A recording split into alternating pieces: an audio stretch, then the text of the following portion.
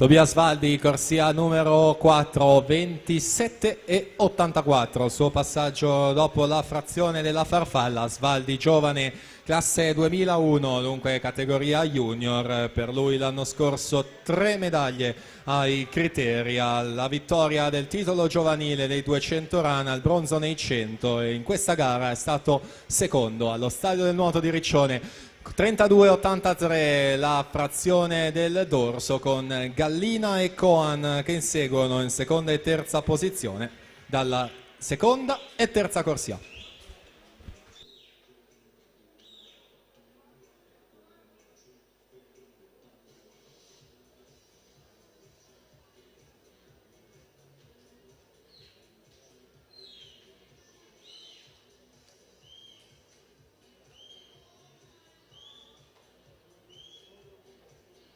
Svaldi che allunga ulteriormente con la sua frazione preferita, quella della rana, nuotata in 37,16. Coacci in corsia 5 si porta in seconda posizione, 36,63.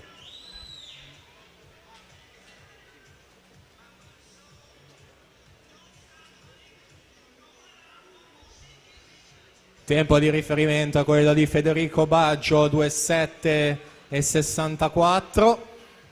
Ultime bracciate, Tobias Valdi per aggiudicarsi questa terza batteria in 2,9,05. Presentiamo la quarta ultima batteria: Riccardo Miele alla 1, Victor Sciandro alla 2, Luca Corrà alla 3, Riccardo Cervi alla 4, Federico Pignatone alla 5, Jacopo Sandri alla 6, Vittorio Marchetti Rossi alla 7, Lorenzo Pesce alla 8.